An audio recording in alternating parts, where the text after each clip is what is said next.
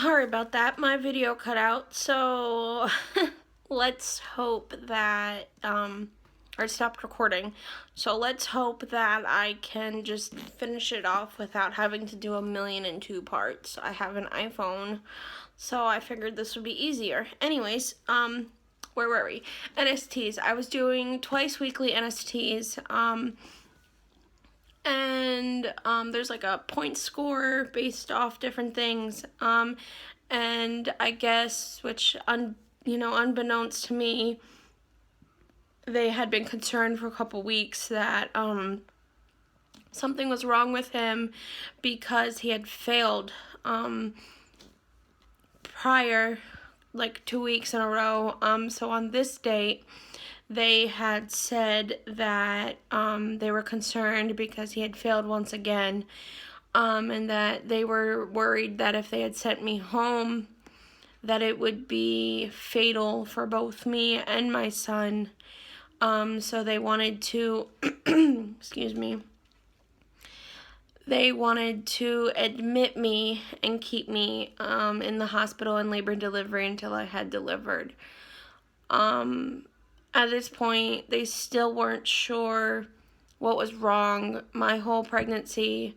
At this point, I was like 34 and a half weeks pregnant. My son ended up being born a month and a half premature. March of Dimes. I support him any way I possibly can. I donate whenever I see little things. Whatever. Anyways, so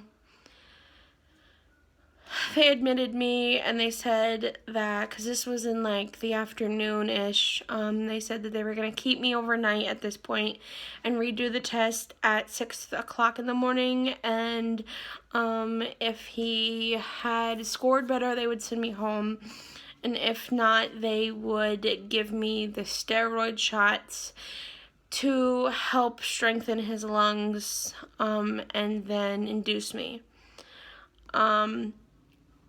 So 6 o'clock rolled around, they woke me up, they redid it, whatever, and it was the same. He had failed.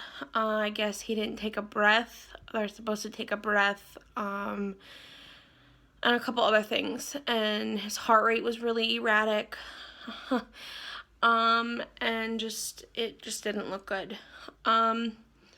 So they decided to induce me.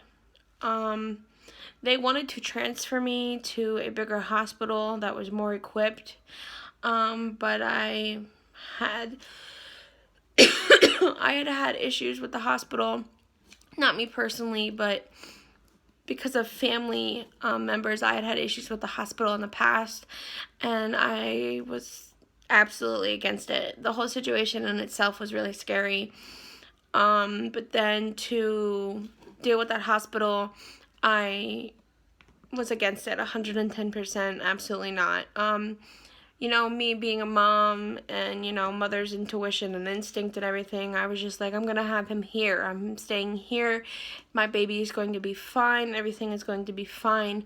Like I said, at this point, he was my third child, and I was 34 and a half weeks.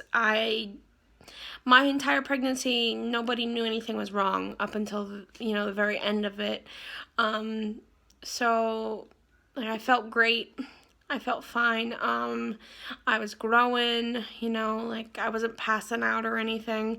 So I just thought that they were being over dramatic because they're doctors and that's their job, to assume the worst, because if not, it's a liability, whatever. So I refused to sign the papers for them to transfer me, and so they gave me the first steroid shot.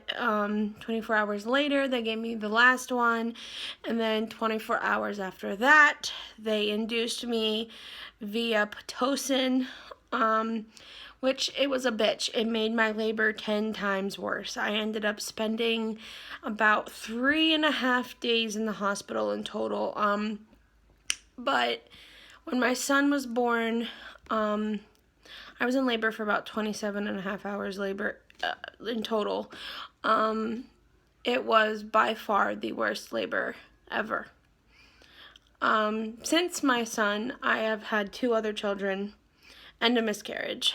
I'm a bit fertile. However, still, even with my miscarriage, which was more painful than natural labor, my son's labor was the worst, hands down. The woman who delivered my son is actually my children's pediatrician and my family doctor, and I honestly don't think I would have gotten through it if it was a doctor who I wasn't comfortable with or didn't know, because it was an extremely intense situation. Even when